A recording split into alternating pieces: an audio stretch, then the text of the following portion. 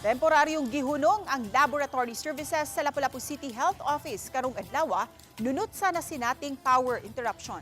Matud ni Dr. Neil Nair Omos, Lapu-Lapu City Health Officer, nga kagahapon sa hapon, kalit lang nakasinati og pagpidok sa supply sa kuryente ang Lapu-Lapu City Health Office. Hinuon wa ra maapektuhe ang ubang mga serbisyo sa City Health Office sama sa consultation, anti-rabies vaccination ug TB treatment.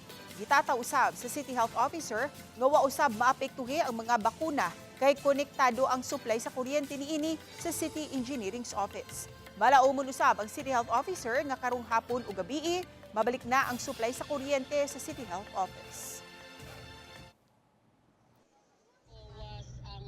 Wiring medyo nikaraan ang ato ang maong wire no nga medyo nilanay na gyud siya that caused the need na gyud siya nga replacement. Early this morning nakuha ra and actually right currently ilahan ang gi-repair para mabalik na ang ato ang maong power.